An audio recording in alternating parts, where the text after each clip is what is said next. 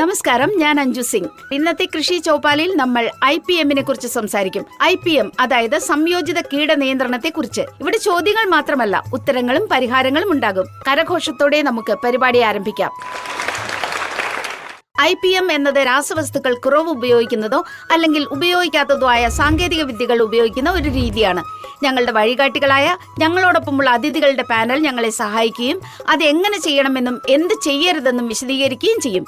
അതിനാൽ ഞങ്ങൾ അവരെ ഓരോരുത്തരായി നിങ്ങൾക്ക് പരിചയപ്പെടുത്താം. ഒന്നാമതായി, ന്യൂഡൽഹിയിലെ ICAR NRI IPM-ലെ പ്രിൻസിപ്പൽ സയന്റിസ്റ്റ് ഡോക്ടർ അജന്ത ബീരാജിയെ സ്വാഗതം ചെയ്യാൻ ഞാൻ ആഗ്രഹിക്കുന്നു. ഡോക്ടർ ശ്രവൺ മൻഭർ ഹൽദർജി ഞങ്ങളോടൊപ്പമുണ്ട്. വളരെ വളരെ സ്വാഗതം. Principal scientist ICAR NRI IPM, New Delhi. കരിമ്പ് വിളയിൽ IPM സ്വീകരിക്കുന്നതിന്റെ ഗുണങ്ങൾ എന്തൊക്കെയാണെന്ന് താങ്കൾ ഞങ്ങളോട് പറയും. ഡോക്ടർ അനൂപ് കുമാർ ഞങ്ങളോടൊപ്പമുണ്ട്.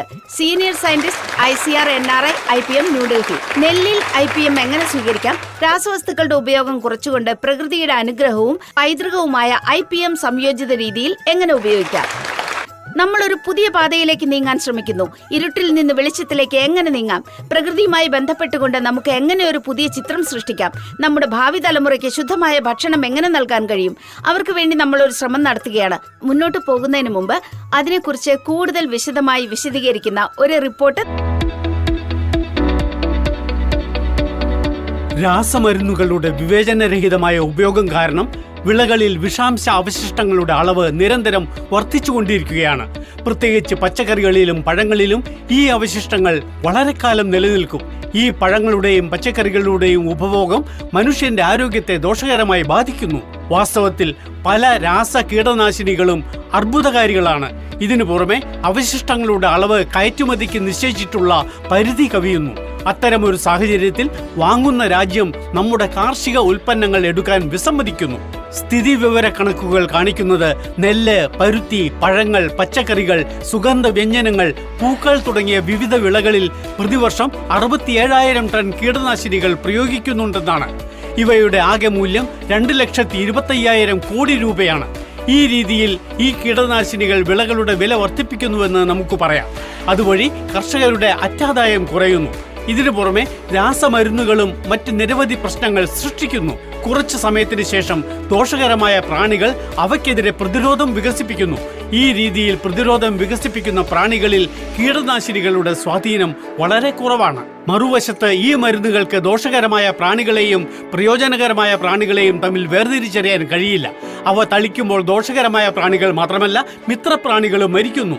സംയോജിത കീടനിയന്ത്രണം അതായത് IPM ആണ് ഈ പ്രശ്നങ്ങൾക്കെല്ലാം പരിഹാരം. ഇതിൽ രാസ കീടനാശിനികളുടെ ഉപയോഗം വലിയ അളവിൽ കുറയ്ക്കുന്നു. കൂടാതെ ഈ രീതി പരിസ്ഥിതിക്കും മനുഷ്യന്റെ ആരോഗ്യത്തിനും സുരക്ഷിതമാണെന്ന് കണക്കാക്കപ്പെടുന്നു. വിളഭ്രമണം, ഉപഭോഗം അനുസരിച്ചുള്ള നിയന്ത്രണം, നല്ല വിത്തുകളുടെ തെരഞ്ഞെടുപ്പ്, സസ്യങ്ങൾ തമ്മിലുള്ള ശരിയായ അകലം, ബയോ കൺട്രോളറുടെ സഹായത്തോടെ വിത്തും മണ്ണും ശുദ്ധീകരിക്കൽ, വേപ്പെണ്ണയുടെ ഉപയോഗം, ഫെറമോൺ കെണികൾ, ലൈറ്റ് ട്രാപ്പുകൾ, മഞ്ഞ, നീല, സ്റ്റിക്കി ട്രാപ്പുകൾ എന്നിവ ഉൾപ്പെടുന്ന നിരവധി നടപടികൾ സംയോജിത കീടനിയന്ത്രണത്തിൽ സ്വീകരിക്കുന്നു. രാസനിയന്ത്രണം അവസാന ആശ്രയമായിട്ടാണ് ചെയ്യുന്നത്. കർഷകനെ സാമ്പത്തിക നഷ്ടത്തിൽ നിന്ന് രക്ഷിക്കുക എന്നതിലാണ് ഇതിന്റെ ഉപയോഗം പരിമിതപ്പെടുത്തിയിരിക്കുന്നത്. നമുക്ക് ഡോക്ടർ അജന്തയിൽ നിന്ന് ആരംഭിക്കാം. മാഡം, IPM, ഇതിനെ ഞങ്ങൾ ഇന്റഗ്രേറ്റഡ് പെസ്റ്റ് മാനേജ്മെന്റ് എന്ന് വിളിക്കുന്നു. ഇതെന്താണ്? എന്തുകൊണ്ടാണ് അതിന്റെ ആവശ്യകത അനുഭവപ്പെടുന്നത്? പലതരം പ്രവർത്തനങ്ങൾ ഏകോപിപ്പിച്ചുകൊണ്ട് നമ്മുടെ വിളകളെ ആക്രമിക്കുന്ന കീടങ്ങളെയും രോഗങ്ങളെയും കൈകാര്യം ചെയ്യുന്ന ഒരു സംവിധാനമാണ് ഈ ഇന്റഗ്രേറ്റഡ് പെസ്റ്റ് മാനേജ്മെന്റ്. ഇപ്പോൾ ഈ മാനേജ്മെന്റിന്റെ ആവശ്യകത എന്തുകൊണ്ട്, അല്ലെങ്കിൽ IPM-ന്റെ ആവശ്യകത എന്തുകൊണ്ട്, ഇത് മനസ്സിലാക്കേണ്ടത് വളരെ പ്രധാനമാണ്. കാരണം നമ്മുടെ ഇന്ത്യയിൽ എല്ലാ വർഷവും 67,000 ടൺ കീടനാശിനി നമ്മുടെ വിളകളിൽ തളിക്കപ്പെടുന്നു. അതിന്റെ പ്രതികൂല ഫലങ്ങൾ നമ്മുടെ പരിസ്ഥിതിയെയും മനുഷ്യന്റെ ആരോഗ്യത്തെയും നമ്മുടെ മിത്രപ്രാണികളെയും നിരന്തരം ബാധിക്കുന്നു. ഇത് നമ്മുടെ മണ്ണിന്റെ ആരോഗ്യത്തെയും വളരെ മോശമായി ബാധിക്കുന്നു. അതിനാൽ സ്ഥിതി വളരെ ആശങ്കാജനകമാണ്. അതിനാൽ സമയബന്ധിതമായ കീടനിയന്ത്രണം സ്വീകരിക്കേണ്ടത് വളരെ പ്രധാനമാണ്. ഡോക്ടർ ഹൽദർജി, ഞാൻ താങ്കളുടെ അടുത്തേക്ക് വരികയാണ്. കരിമ്പ് വളരെ പ്രിയപ്പെട്ട ഒരു വിളയാണ്. നമസ്കാരം കർഷക സഹോദരന്മാരെ. കരിമ്പ് ഇന്ത്യയിലെ ഒരു പ്രധാന വിളയാണെന്നും ഇതിനെ ആക്രമിക്കുന്ന പ്രധാന രോഗങ്ങളും കീടങ്ങളും 3-4 പ്രധാന രോഗങ്ങളായി നിങ്ങൾക്ക് അവയെ കണക്കാക്കാം. ഒന്നാമതായി, നിങ്ങൾ പറഞ്ഞതുപോലെ റെഡ് റോഡ് ആണ് ഈ പ്രദേശത്തെ ഏറ്റവും വലിയ പ്രശ്നം. ഇതും ഞങ്ങളുടെ CO0238 ഇനത്തിന് വളരെ നല്ല പഞ്ചസാരയുടെ അളവുണ്ട്. ഏറ്റവും ഉയർന്ന ഉൽപ്പാദനം നൽകുന്നു. പക്ഷേ റെഡ് റോഡ് ഇതിലെ ഏറ്റവും വലിയ പ്രശ്നങ്ങളിൽ ഒന്നായി മാറിയിരിക്കുന്നു. മറ്റൊന്ന് ടോപ്പ് ബോറർ ആണ്. ഈ പ്രദേശത്തും ഇന്ത്യയിലും ഏറ്റവും കൂടുതൽ പ്രശ്നങ്ങൾ സൃഷ്ടിക്കുന്ന 2 പ്രശ്നങ്ങൾ ആണിവ. അതിനാൽ റെഡ് റോഡിന് ആദ്യം നിങ്ങൾ നിങ്ങളുടെ കരിമ്പ് സെറ്റിന്റെ വിത്ത് ചികിത്സിക്കണം. അതിനു മുമ്പ് നിങ്ങൾ തെരഞ്ഞെടുപ്പ് നടത്തണം. കാരണം റെഡ് റോഡ് രോഗം സെറ്റിൽ നിന്നാണ് വരുന്നത്. സെറ്റിനുള്ളിൽ നിങ്ങൾ കാണുന്ന ചുവന്ന ചെംചീയൽ രോഗം തിരഞ്ഞെടുക്കുമ്പോൾ നിങ്ങളുടെ ഷെയ്ഡുകൾ ശ്രദ്ധിച്ചില്ലെങ്കിൽ ആ രോഗം ഇല്ലാതാകും. അതിനാൽ ഏറ്റവും നല്ല കാര്യം നിങ്ങളുടെ നിലവിലുള്ള നിയന്ത്രണത്തിലൂടെ നിങ്ങളുടെ 50-60% നിയന്ത്രണം ലഭിക്കും എന്നതാണ്. നിങ്ങൾ വിത്ത് സംസ്കരണം ഉപയോഗിച്ച് പരിചരിക്കുകയും കരിമ്പ് സെറ്റുകൾ പരിചരിക്കുകയും ചെയ്താൽ അതിൻ്റെ നിയന്ത്രണം വളരെ എളുപ്പമായിരിക്കും. അതിനു പുറമെ ലക്നൌവിലെ ഇന്ത്യൻ കരിമ്പ് ഗവേഷണ സ്ഥാപനം റെഡ് റോഡിനെ പ്രതിരോധിക്കുന്ന 2 ഇനങ്ങൾ വികസിപ്പിച്ചെടുത്തിട്ടുണ്ട്. അവയുടെ പേരുകൾ സിവോ ലക്നൌ 14201 സിവോ ലക്നൌ 16202 ആണ്. വളരെ നല്ലതാണെന്ന് കണ്ടെത്തിയ 2 ഇനങ്ങളാണിവ. വരും കാലങ്ങളിൽ നിങ്ങൾക്ക് അവ ഉപയോഗിക്കാം. കോയമ്പത്തൂരിൽ ഞങ്ങളുടെ മറ്റൊരു സ്ഥാപനമുണ്ട്. അവർ ഒരു വാക്യൂം മെഷീൻ നിർമ്മിച്ചിട്ടുണ്ട്. അതിൽ നിങ്ങൾ വിത്ത് സംസ്കരണം നടത്തിയാൽ അത് നന്നായി സംസ്കരിക്കപ്പെടും. ഒരു കർഷകന് അത് വാങ്ങാൻ പറ്റുമെന്ന് പറയാനാവില്ല. എന്നാൽ ആ യന്ത്രം കൂട്ടായി വാങ്ങുന്നതിലൂടെ ഒരു കർഷകന് അത് ലഭിക്കും. ഞാൻ ഡോക്ടർ സാഹിബിനോട് കരിമ്പിനെ കുറിച്ചാണ് ചോദിക്കുന്നത്. കരിമ്പ് വിളയിൽ ഏതൊക്കെ കീടങ്ങളും രോഗങ്ങളുമാണ് വരുന്നത്? സംയോജിത കീടനിയന്ത്രണം നമുക്ക് എങ്ങനെ പ്രയോജനപ്പെടുത്താം? ഈ പ്രദേശത്ത് 2-3 കീടങ്ങൾ ഉണ്ടെന്നും അവയ്ക്ക് കാരണമായേക്കാവുന്ന കീടങ്ങളെയും രോഗങ്ങളെയും കുറിച്ച് ഞാൻ ഇതിനകം നിങ്ങളോട് പറഞ്ഞിട്ടുണ്ട്. ഇവയാണ് നിങ്ങളുടെ top borer, early shoot borer, internode borer എന്നിവയാണ്. ഇവയാണ് ഏറ്റവും കൂടുതൽ വരുന്ന കീടങ്ങൾ. മറ്റ് 2 രോഗങ്ങൾ റെഡ് റോഡ് എന്നും മറ്റൊന്ന് പോക്ക ബോയിങ് എന്നും അറിയപ്പെടുന്ന റെഡ് റോട്ട് ആണ്. ഇതും ഈ പ്രദേശത്ത് വളർന്നു വരുന്ന ഒരു പ്രശ്നമാണ്. അതിനാൽ അവയെല്ലാം നിയന്ത്രിക്കുക. കാരണം ഇവിടുത്തെ മിക്ക കർഷകരും കൊറോസോൺ ഉപയോഗിക്കുന്നുണ്ടെന്ന് ഞാൻ വാർത്തകളിൽ വായിച്ചിട്ടുണ്ട്. അതിൽ എന്താണ് സംഭവിച്ചത്? ടോപ്പ് ബോറർ പ്രതിരോധശേഷി വികസിപ്പിച്ചെടുത്തിട്ടുണ്ട്. അത് നിയന്ത്രിക്കപ്പെടുന്നില്ല എന്നതാണ്. നിങ്ങൾ 4-5 സ്പ്രേകൾ ചെയ്യുന്നുണ്ടെങ്കിൽ IPM-ൽ ഞങ്ങൾ നിങ്ങളോട് പറയുന്നത് ഇതാണ്: ETL പരിധിക്ക് പുറത്ത് മരുന്ന് ഉപയോഗിക്കേണ്ടി വന്നാലോ അല്ലെങ്കിൽ നിങ്ങളുടെ അണുബാധ വളരെ ഉയർന്നതാണെങ്കിൽ കർഷകൻ തുടക്കം മുതൽ ഇത് കണ്ടിട്ടില്ലെങ്കിൽ അവസാനം നിങ്ങൾക്ക് മരുന്ന് ഉപയോഗിക്കാം. എന്നാൽ അതിനു പുറമെ IPM-ൽ മറ്റ് നിരവധി സംയോജിത കീടനിയന്ത്രണ സംവിധാനങ്ങളുണ്ട്. ഉദാഹരണത്തിന് ടോപ്പ് ബോറർ രോഗത്തിന്റെ കീടങ്ങളുടെ പ്രശ്നം നിങ്ങൾ നേരിടുന്നുണ്ടെങ്കിൽ ഞാൻ നിങ്ങൾക്ക് പറഞ്ഞു തരാം. അതിനാൽ നിങ്ങൾക്ക് ഏറ്റവും പ്രധാനപ്പെട്ട കാര്യം ട്രൈക്കോകാർഡാണ്. ട്രൈക്കോകാർഡ് ഉപയോഗിച്ച് നിങ്ങൾക്ക് ഇത് എളുപ്പത്തിൽ നിയന്ത്രിക്കാൻ കഴിയും. പക്ഷെ നിങ്ങൾ ഇത് വയലിൽ 2-3 തവണ പ്രയോഗിക്കണം. ഒരു കാർഡിൽ ഏകദേശം 20,000 മുട്ടകൾ ഉണ്ടാകും. നിങ്ങളുടെ വയലിൽ 3-4 തവണ നിങ്ങൾ ഇത് ഉപയോഗിക്കണം. അത്തരം ജീവികളെ നിയന്ത്രിക്കുന്നതിന് ജൈവ നിയന്ത്രണം വളരെ നല്ലതാണ്. നെല്ലിൽ നമുക്ക് IPM എങ്ങനെ ഉപയോഗിക്കാം? അവർക്ക് അത് നടപ്പിലാക്കാൻ കഴിയുന്ന ശരിയായ സമയമാണിത്. നെല്ലിനെ കുറിച്ച് പറയുമ്പോൾ നെല്ലിൽ നിങ്ങളുടെ പ്രധാന പ്രശ്നം എന്താണ്? അത് തണ്ടുതുരപ്പനാണോ? ഇത് തണ്ടുതുരപ്പൻ രോഗമാണ് അല്ലേ? നിങ്ങൾക്ക് ബക്കെയിൻ രോഗമുണ്ട്, നിങ്ങൾക്ക് BPH ബ്രൗൺ പ്ലാന്റ് ടോപ്പർ ഉണ്ട്, ധാരാളം പ്രശ്നങ്ങൾ. ഇവ കൂടാതെ നിങ്ങളുടെ കീടനാശിനികൾ വിളയിൽ അവശിഷ്ടങ്ങൾ അവശേഷിപ്പിക്കുന്നു എന്നതാണ് ഒരു വലിയ പ്രശ്നം. നിങ്ങൾ എന്താണ് ചെയ്യേണ്ടത്? നിങ്ങൾ സമഗ്രമായി ആരംഭിക്കണം. മുഴുവൻ വിളയുടെയും ആരോഗ്യം കണക്കിലെടുത്ത് നിങ്ങൾ മണ്ണിൽ നിന്ന് ആരംഭിക്കണം. നിങ്ങൾ ആദ്യം ചെയ്യേണ്ടത് വയലുകളിൽ പച്ചിലവളം പ്രയോഗിക്കുക എന്നതാണ്. ധൈഞ്ച, സുനൈ, മൂങ് എന്നിവ പ്രയോഗിക്കുക. പച്ചിലവളം ഉഴുതുമറിച്ച ശേഷം നിങ്ങൾ നഴ്സറി തയ്യാറാക്കുമ്പോൾ നഴ്സറി ആരോഗ്യകരമായിരിക്കണം.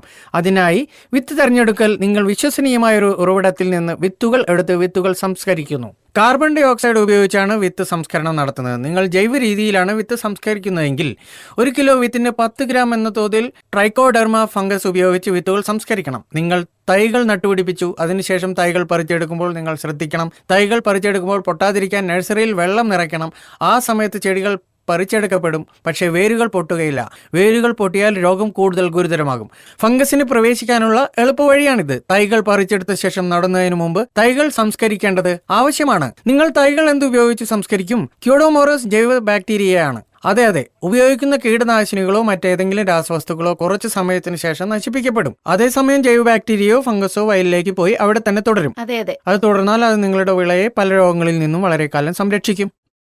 നമ്മൾ ഇപ്പോൾ നടുന്ന നെല്ലിൽ തണ്ടുതുരപ്പൻ, ബക്കാന രോഗം എന്നിവയാൽ ധാരാളം പ്രശ്നമുണ്ട് എന്നതാണ്. അപ്പോൾ IPM വഴി നമുക്ക് ഇത് എങ്ങനെ തടയാം?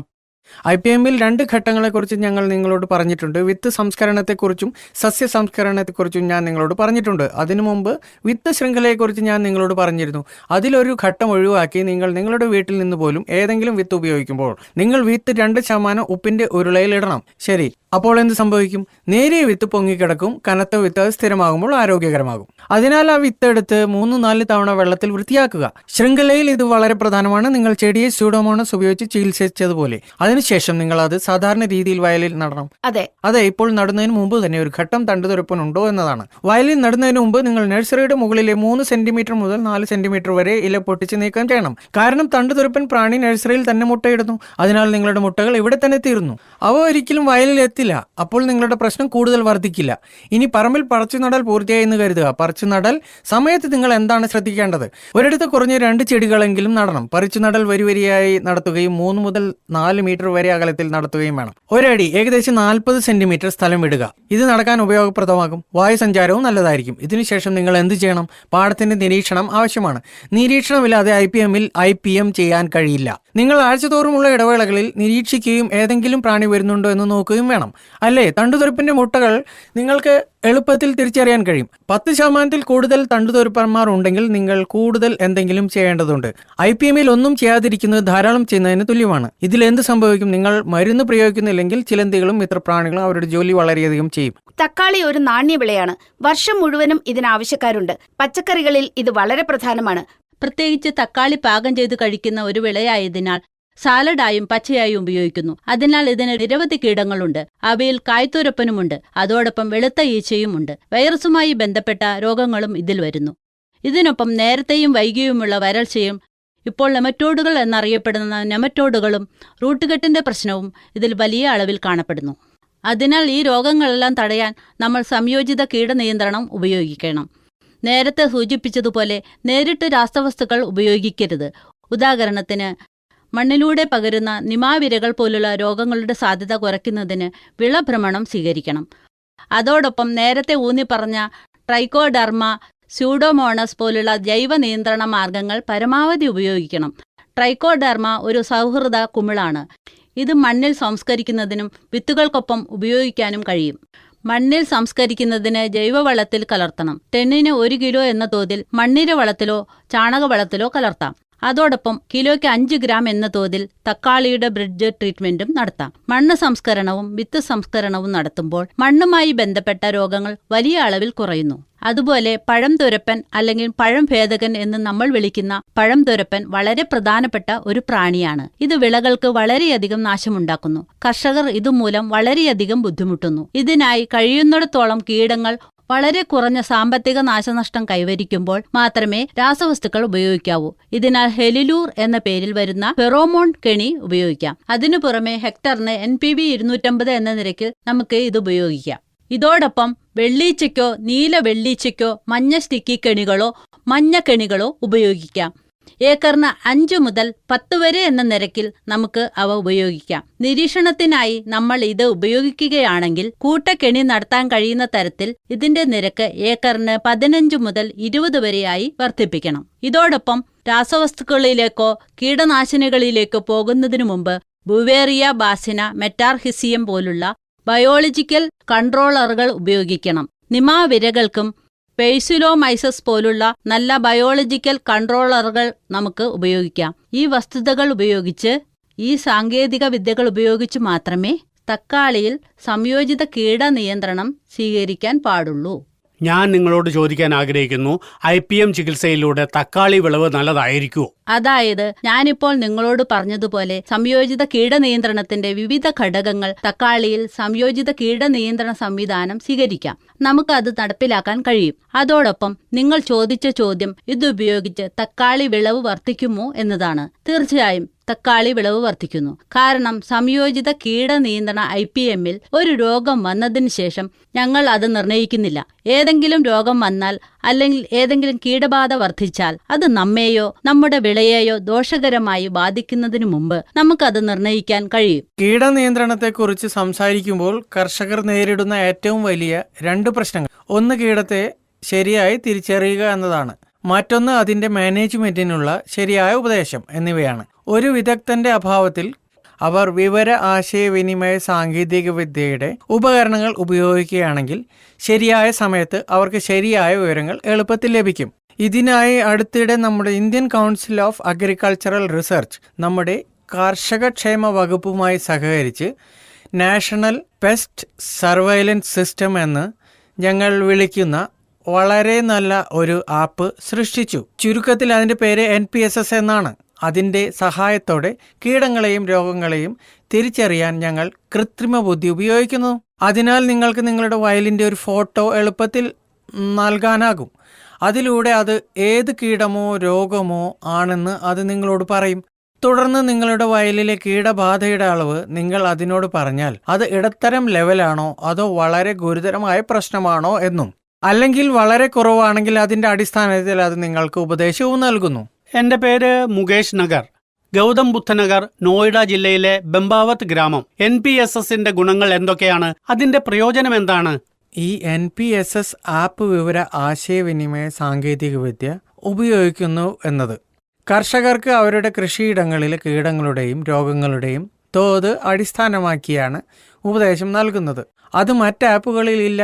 അതുള്ള വിവരങ്ങൾ കാർഷിക ഗവേഷണ കൗൺസിലിലെ ശാസ്ത്രജ്ഞരിൽ നിന്നുള്ള ശാസ്ത്രീയ വിവരങ്ങളാണ്.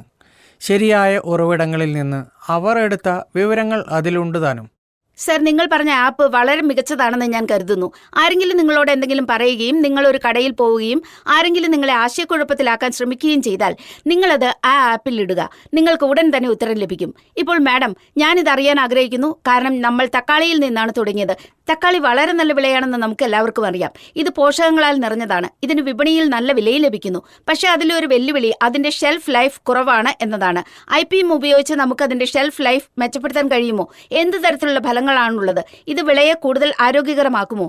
കീടനിയന്ത്രണത്തിനായി IPM ഉപയോഗിക്കുന്നു. വിളവെടുപ്പിന് ശേഷമുള്ള സാങ്കേതിക വിദ്യയെക്കുറിച്ചും വിളവെടുപ്പിന് ശേഷമുള്ള ഷെൽഫ് ലൈഫിനെക്കുറിച്ചുമാണ് നമ്മൾ സംസാരിക്കുന്നത്.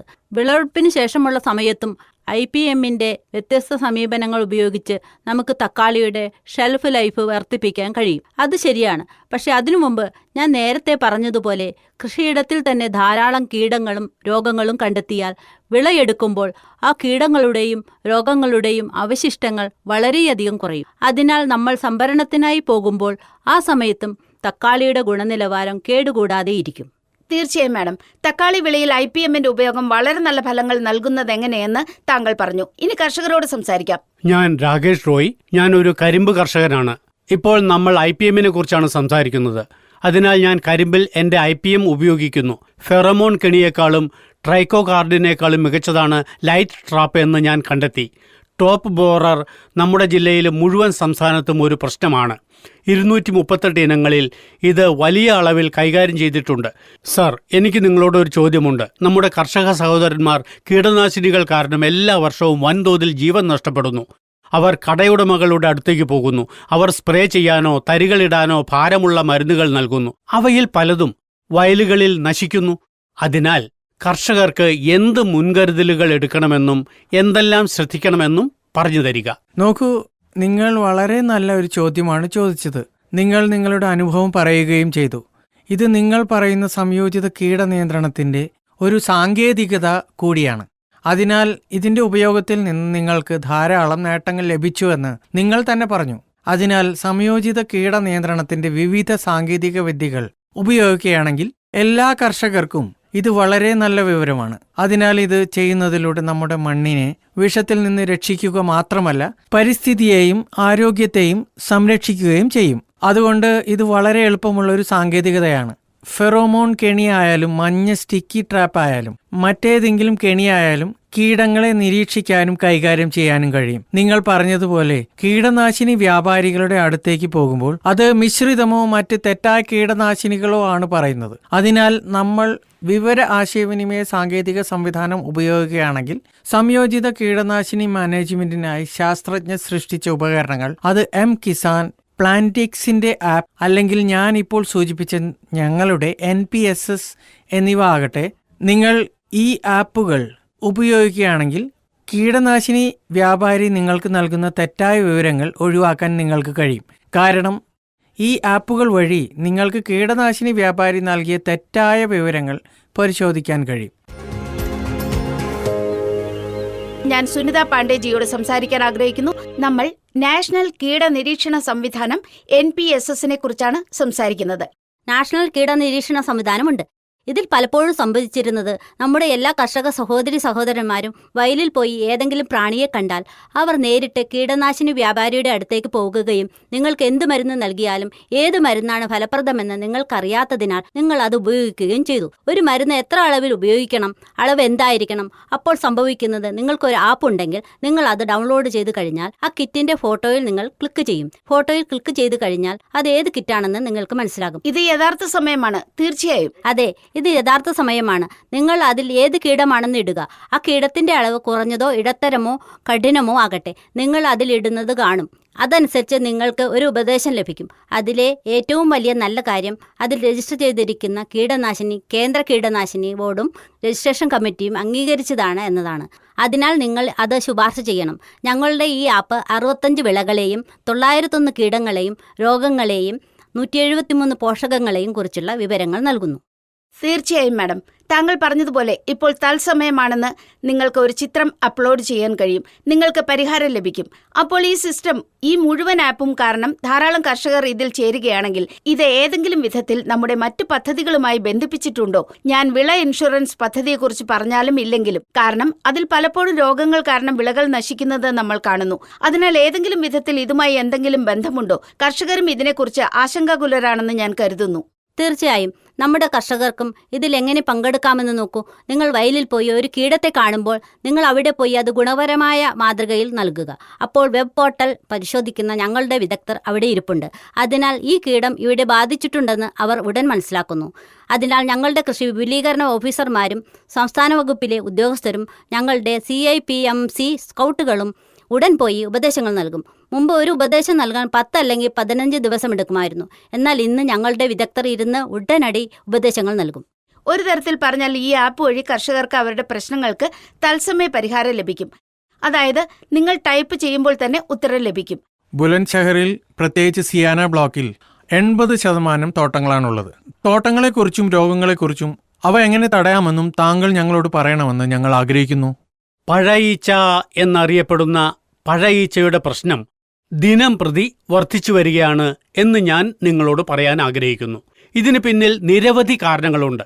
എല്ലാ വിദഗ്ധരും പറഞ്ഞതുപോലെ ഇതിനെ നിയന്ത്രിക്കാൻ നമ്മൾ ഉപയോഗിക്കുന്ന രാസവസ്തുക്കളുടെ അളവ് ക്രമരഹിതമായി വർദ്ധിക്കുകയും അതിന്റെ പ്രതിരോധശേഷി വികസിക്കുകയും ചെയ്യുന്നു. അതിനാൽ ഇത് നിയന്ത്രിക്കാൻ വളരെ ബുദ്ധിമുട്ടായി തീരുകയും ചെയ്യുന്നു. ഇന്നത്തെ സമയം നോക്കിയാൽ നമ്മുടെ മാമ്പഴം പല രാജ്യങ്ങളിലേക്ക് കയറ്റുമതി ചെയ്യപ്പെടുന്നുണ്ട്. അത് ശരിയാണ്. പക്ഷേ പഴ ഈച്ചയുടെയോ അതിൻ്റെ പുഴുക്കളുടെയോ ഭ്രൂണങ്ങൾ അതിനുള്ളിൽ കാണപ്പെടുന്നതായി കാണാം. അതുകൊണ്ടാണ് നമ്മുടെ മാമ്പഴം നിരസിക്കപ്പെടുന്നത്. അന്താരാഷ്ട്ര വീക്ഷണകോണിൽ നിന്ന് നോക്കുകയാണെങ്കിൽ ഇന്ത്യയുടെ പ്രതിച്ഛായയും നശിക്കുന്നു. മാമ്പഴങ്ങളെ ആക്രമിക്കുന്ന പഴയീച്ചയെ നിയന്ത്രിക്കാൻ ഉപയോഗിക്കുന്ന രാസവസ്തുക്കളുടെ അനുപാതമുണ്ടെന്ന് ഞാൻ നിങ്ങളോട് പറയാൻ ആഗ്രഹിക്കുന്നു. Ethyl alcohol 60 മില്ലിയാണ്. പിന്നെ methyl eugenol 40 milli, 20 milli malathion എന്നിവയാണ്. അതായത് നിങ്ങൾ 6 മില്ലി, 4 മില്ലി, 2 മില്ലി എന്നിവയുടെ അനുപാതത്തിൽ ഉണ്ടാക്കണം. ഈ മരുന്നുകളും വിപണിയിൽ ലഭ്യമാണ്. നിങ്ങൾ 120 മില്ലി ലായനി തയ്യാറാക്കുകയാണെങ്കിൽ നിങ്ങൾക്കതിൽ ഏകദേശം 30 പാളികൾ തയ്യാറാക്കാമെന്നും അത് തയ്യാറാക്കുന്നതിനുള്ള രീതികൾ ഏതെങ്കിലും മരഗട്ടർ അല്ലെങ്കിൽ കോട്ടൺ ബാൻഡ് ആണെന്നും ഞാൻ നിങ്ങളോട് പറയാൻ ആഗ്രഹിക്കുന്നു. രാത്രി മുഴുവൻ അല്ലെങ്കിൽ 24 മണിക്കൂർ അതിൽ മുക്കിവെക്കുക. കുതിർത്തതിന് ശേഷം നിങ്ങൾ അത് വയലിൽ സ്ഥാപിക്കാൻ ആഗ്രഹിക്കുന്നുവെങ്കിൽ നിങ്ങൾക്ക് അത് ഉടൻ തന്നെ സ്ഥാപിക്കാം.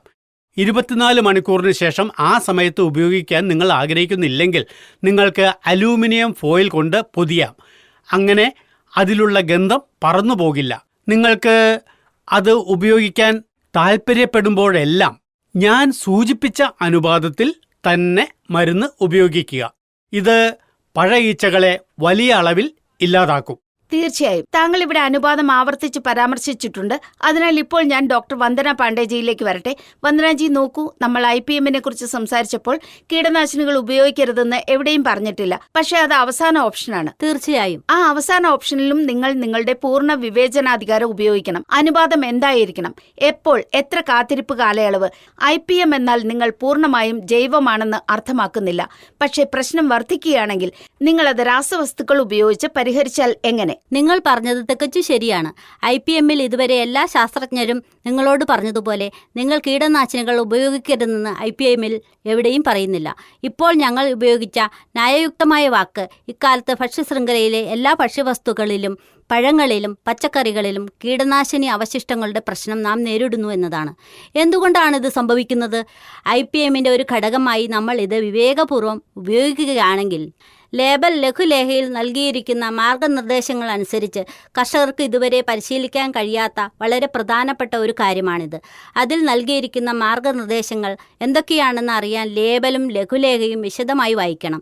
നമ്മളിത് ഉപയോഗിക്കുന്ന കീടങ്ങളും രോഗങ്ങളും ലേബൽ ലഘുലേഖയിൽ പരാമർശിച്ചിട്ടുണ്ടോ ഇല്ലയോ എന്ന് മാങ്ങയിൽ വരുന്നതായി കാണുന്ന ഈ ദിവസങ്ങളിൽ അവശിഷ്ടങ്ങളുടെ പ്രശ്നം കൂടുതലായി ഉയർന്നു വരുന്നു. അതായത് മാമ്പഴത്തിന് ശുപാർശ ചെയ്യാത്ത ചില കീടനാശിനികളുടെ അവശിഷ്ടങ്ങൾ. ഇന്ത്യ ഗവൺമെൻറ് അതിന് അംഗീകാരം നൽകിയിട്ടില്ല. ഇന്ന് നിങ്ങൾ കർഷകരോട് ഈ ആപ്പിനെ കുറിച്ച് പറഞ്ഞതുപോലെ ഈ ആപ്പ് എല്ലാത്തിനുമുള്ള പരിഹാരമാണ്. കാരണം ഈ ആപ്പിൽ നിങ്ങൾ കാണുമ്പോഴെല്ലാം നിങ്ങൾ ആ ആപ്പ് ഉപയോഗിക്കുന്ന വിളയ്ക്ക് കേന്ദ്ര കീടനാശിനി ബോർഡും രജിസ്ട്രേഷൻ കമ്മിറ്റിയും അംഗീകരിച്ച കീടനാശിനി, ആ കീടനാശിനിയുടെ അംഗീകൃത അളവ്, അത് എത്ര സമയത്തിനുള്ളിൽ ഉപയോഗിക്കണം എന്നീ വിശദാംശങ്ങളെല്ലാം ആ ആപ്പിലൂടെ കർഷകർക്ക് ലഭ്യമാകും. അതുവഴി അത് വിവേകപൂർവ്വം ഉപയോഗിക്കാൻ കഴിയും. അതിനാൽ കർഷകർ മനസ്സിൽ സൂക്ഷിക്കേണ്ട ഏറ്റവും പ്രധാനപ്പെട്ട കാര്യം അത് പ്രായോഗികമാക്കുന്നത് ഒരു ശീലമാക്കുക എന്നതാണ്. ഞങ്ങളുടെ പ്രദേശത്ത് 90% പ്രദേശവും പഴവർഗ്ഗങ്ങളുള്ള ഒരു തോട്ടമാണ്. വേരുകൾ ചീയുന്നതിനെക്കുറിച്ചും സസ്യങ്ങൾ ഉണങ്ങിപ്പോകുന്നതിനെക്കുറിച്ചും ശാഖകൾ ഉണങ്ങിപ്പോകുന്നതിനെക്കുറിച്ചും അവ നശിപ്പിക്കപ്പെടുന്നതിനെക്കുറിച്ചും അവയെ എങ്ങനെ സംരക്ഷിക്കാമെന്നതിനെക്കുറിച്ചും അവർ പറഞ്ഞിട്ടില്ല. ഈ ചോദ്യം വന്നതോടെ ഇദ്ദേഹം 2 പ്രശ്നങ്ങളെക്കുറിച്ചും പറഞ്ഞിട്ടുണ്ട്. ഒന്ന് വേര് ചീയലിന്റെ പ്രശ്നമാണ്. രണ്ടാമതായി പല പ്രദേശങ്ങളിലും നമ്മുടെ തോട്ടത്തിൽ മരങ്ങൾ ഉണങ്ങിപ്പോകുന്ന ഒരു പ്രധാന പ്രശ്നമുണ്ട്. അതിനാൽ ഇതിൽ ഞാൻ 2 തരം വിവരങ്ങൾ നൽകും. ഒന്നാമതായി ലഖ്നൌവിലെ CIH-ൽ നിന്ന് ഒരു പ്രോജക്റ്റ് നടക്കുന്നുണ്ട്. അത് പ്രത്യേകിച്ചും കർഷകർക്കോ തോട്ടക്കാർക്കോ വിവിധ ശാസ്ത്രീയ സ്രോതസ്സുകളുടെ അടിസ്ഥാനത്തിൽ ശുപാർശകൾ നൽകുന്നതും വിവിധ ജൈവ രാസമാർഗങ്ങൾ ഉപയോഗിച്ച് ഈ പ്രശ്നം പരിഹരിക്കാൻ ശ്രമിക്കുന്നതുമായ ഒരു പദ്ധതിയാണിത്. അതിനാൽ ഞങ്ങൾ നന്നായി പരിശീലിച്ച ആദ്യത്തെ കാരണം നമ്മുടെ വയലുകളിൽ ഉഴുതുമറിക്കുന്ന രീതിക്ക് വളരെയധികം ശ്രദ്ധ നൽകേണ്ടതുണ്ട് എന്നതാണ്. കാരണം നമ്മുടെ വേരുകൾക്ക് എന്ത് കേടുപാടുകൾ സംഭവിച്ചാലും, പ്രത്യേകിച്ച് നമ്മുടെ ഉഴുതുമറിക്കുന്ന രീതികൾ, അതിൽ ആഴത്തിൽ ഉഴുതുമറിക്കുന്നത് ഒഴിവാക്കുക. നമ്മുടെ വേരുകൾ നമ്മുടെ തണ്ട് വരെ ഉണ്ടെന്ന് നമുക്ക് അനുമാനിക്കാം. നമ്മുടെ അതിലോലമായ വേരുകളായ നമ്മുടെ ഫീഡർ വേരുകൾ, ചെടിയുടെ തണൽ, നിങ്ങൾ അതിൻ്റെ നിഴൽ വൃത്തം പരിഗണിക്കുന്നിടത്തോളം ഫീഡർ വേരുകൾ അവിടെ കാണപ്പെടുന്നു. അതിനാൽ ആ ഫീഡർ വേരുകൾക്ക് കേടുപാടുകൾ വരുത്തരുത്. കാരണം അവിടെ ഉഴുതുമറിക്കുന്ന വ്യക്തി വേരുകൾ അവിടെ ഉണ്ടാകില്ലെന്ന് അനുമാനിക്കുന്നു. നാം വേരുകൾക്ക് കൂടുതൽ കേടുപാടുകൾ വരുത്തുന്തോറും കൂടുതൽ ദോഷകരമായ ഫംഗസുകൾ അല്ലെങ്കിൽ അവയുടെ ഏജന്റുകൾ പ്രവേശിക്കാൻ ഒരു സ്ഥലം ലഭിക്കും. അവ സസ്യങ്ങളുടെ ഉള്ളിൽ പ്രവേശിച്ച് അവയെ നശിപ്പിച്ചുകൊണ്ടിരിക്കും. വേരുകൾ ഉണങ്ങുന്നതിൻ്റെ പ്രശ്നത്തെ സംബന്ധിച്ചിടത്തോളം നമ്മുടെ പ്രദേശത്ത് ഇതുവരെ ലഭിച്ച ഫലങ്ങൾ കാണിക്കുന്നത് കൾട്ടർ കെമിക്കലിൻ്റെ ഉപയോഗം ധാരാളം കാണപ്പെടുന്നുണ്ടെന്നാണ്. ഈ പ്ലാറ്റ്ഫോമിൽ നിന്ന് നിങ്ങളെല്ലാവരും ഈ ഉപയോഗം കുറയ്ക്കാൻ ഞാൻ അഭ്യർത്ഥിക്കുന്നു. മണ്ണിൽ നിന്നുള്ള പോഷകങ്ങളുടെ ചൂഷണം കുറയ്ക്കണം. കൂടാതെ INM എന്ന സംയോജിത പോഷകാഹാര മാനേജ്മെന്റിൽ ശ്രദ്ധ ചെലുത്തേണ്ടതിൻ്റെ ആവശ്യകത വളരെ കൂടുതലാണ്. IPM-നെ കുറിച്ച് ഞാൻ എപ്പോഴും പറയാറുണ്ട്. എല്ലാ പ്ലാറ്റ്ഫോമിലും ഞാനിത് പറഞ്ഞുകൊണ്ടിരിക്കുന്നു. കൃഷി ചൗപ്പാലിന്റെ ഇന്നത്തെ ചർച്ചയിൽ നിന്ന് ഞാൻ നിങ്ങളുടെ അനുമതിയോടെ വിടവാങ്ങുന്നു. നമസ്കാരം.